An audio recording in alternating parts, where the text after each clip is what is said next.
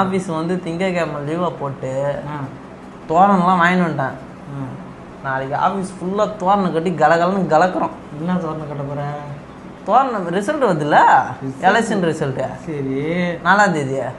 நீ எதுக்கு தோரணம் கட்டுற அது சொல்லு. அண்ணா விஜய் அண்ணன் வராருல. நான் ஆஃபீஸ் வந்து திங்கக்கிழமை லீவு, ஓகேவா? வந்தால் வெட்டுவோம். யாரை வெட்டுவேன்? ஆமாம், ஆஃபீஸ் திங்கக்கிழமை லீவு, ஃபுல் லீவு. சரி, பூரா தோரணம் கட்டுறேன். நாளைக்கு திங்கக்கிழமை, நாளைக்கு நைட்டே ஆரம்பிச்சிடும் வேலைலாம். சரி, தோரணம் கட்டுறேன். கட்டிட்டு வான வெடிக்கலாம் சொல்லிட்டான். சரி, நம்ம கோவிந்தசாமி கிட்ட சொல்லிக்கிறேன். அவன் டாட்டா ஏஸில் தூக்கி போட்டுன்னு வரான் அப்படின்ட்டான். வான வெடி ஒரு 10,000 வெடி, 10,000 ரூபாய்க்கு வெடி சொல்லிக்குது. வெடி போட வேண்டியது தான். சரி, ஓகேவா? ஞாயிற்றுக்கிழமை எல்லாம் ரெடி பண்ணிட்டு பிரியாணி சொல்லிக்குது. முக்கியமாக எல்லாரும் எல்லாம் அன்லிமிட்டட் பிரியாணி. சரி, அப்படியே மாறிடுச்சுன்னா என்ன பண்ணுவேன்? அப்படியே குச்சிலி மஸ்து தான்.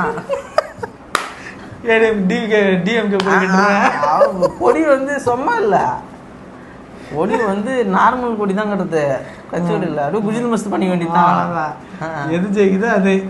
எது அப்போ அம்மா லெவலுலாம் போக மாட்டோம், ஓகேவா? நாங்கள் ஜெயிச்சா எதிர்கட்சி குஜிலி மஸ்து, எதிர்கட்சி ஜெயிச்சா எங்களுக்கு குஜிலி மஸ்து. ஆக முதல்ல ஒரு குஜிலி மஸ்துக்கு இது. சரி, அதெல்லாம் திங்கக்கிழமெலாம் லீவு. மக்களை உங்கள் ஆஃபீஸ் திங்கக்கிழமை லீவு கொடுத்துருங்க, இல்லைன்னா உங்கள் ஆஃபீஸுக்கு குஜிலி மஸ்து எது நம்ம பசங்களை இறக்கி விட்ருவோம். பூரா அணில்களும் அப்படியே எகிரி சிஸ்டம் பூராத்தையும் கட்சி வச்சிருவோம், வயிறு எல்லாத்தையும். அதனால் திங்கக்கிழமை லீவு விட்டே ஆகணும்னு சொல்கிறேன் நான். சொல்லிட்டு அவனுக்குல என்னது, அவர்கிட்ட தான் வந்து அவர் வர இலை வேற காஞ்சி போன இலையில எரி குதிச்சுன்னா என்ன ஆகும்னு தெரில. அவர் டக்குன்னு பற்றிப்பார். அதனால நான் என்ன நினச்சிங்கன்னா, எல்லாருமே லீவ் அப்ரூவல், யாரும் வராதிங்க. சரி, உடம்பு சரியில்லை, எங்கள் வீட்டில் அடிக்கிறானுங்க, கலவரம் ஆகி போச்சு வீட்டாண்டியே அப்படின்னு சொல்லி ஏமாற்றி லீவ் போட்டுருங்க. இப்போ வந்து திங்க பரபரப்பாக போக போகுது. திங்கக்கிழமை தெரிஞ்சிடும் ப்ரோ யாருன்னு. யாருலாம் கிடையாது, அண்ணன் தான். என்ன இதில் யாருன்னா யாரு? அண்ணாங்க 2026 அண்ணன் தான் மக்களே. யாரும் வந்து டச் பண்ண முடியாது. வந்து சரி, தோத்துட்டீங்கன்னா என்ன பண்ணுவீங்க? இந்த ஆளு கூட உட்காந்து நெகட்டிவாகவே பேசுங்க தலைவா, நெகட்டிவா பேசுறேன் தலைவா. தோத்துருவீங்கன்னு ஆரம்பத்துல இருந்து தோத்துருவீங்க நெகட்டிவா பேசுறேன். பஸ் அடிச்சு ஒரு ஆளு கூட உட்காந்து நம்ம தலைவலி உண்டாகுது. நெகட்டிவா தோத்துருவீங்க. உண்மையுமே நம்ம தோத்துட்டுனா என்ன தான் தலைவா பண்ணது, அது சொல்லு. அதான் நீ என்ன பண்ணுவேன்னு நான் கேட்குறேன். நான் என்ன பண்ணுவேன்? என் திமுக ஏற்கனவே நிறைய வாய் விட்டுக்கிறேன் எல்லா கட்சிக்காரங்கிட்டையும். வாய் குஜிரி மஸ்து பண்ணி விட்டுருவாங்க. நான்லாம் மாட்டேன்னா எப்படி உங்க ஏரியால போக முடியாது, என்ன பண்ணுவேன்? அதே கேட்கற தலைவா, எங்க மேல இன்னும் காண்டாவே சுத்திங்கிறானுங்க எல்லாருமே. அதனால பூட்டு ஒரு 2 நாளைக்கு வெளியே வரக்கூடாது.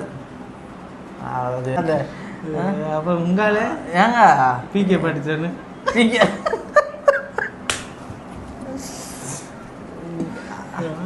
ஆடு மாடு மேய்க்கிறியா? அரசு வேலை விவசாயம் மட்டும் அரசு வேலை. படிக்க முடியாது, ஊரை சுற்றி பிடிக்காதீங்க.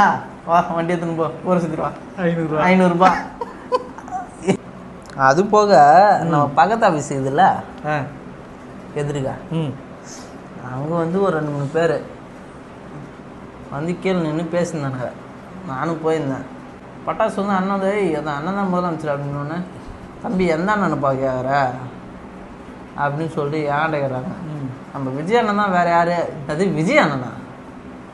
அப்போ எங்கள் அண்ணன் சீமான்லாம் எங்கே பார்த்து? 2026 அண்ணன் தான் சிஎம். சீமான் 250 தொகுதி ஜெயிப்போம், 250 தொகுதின்றானுங்க ப்ரோ அவனுங்க. இருக்கிறதே 230 தான், 250 தொகுதின்றானுங்க. எங்கத்துறா வந்துக்கிறீங்க அப்படின்னு கேக்குறேன். 250 நம்பி வந்த யாரும் அடமோசமே போக போறதில்லை.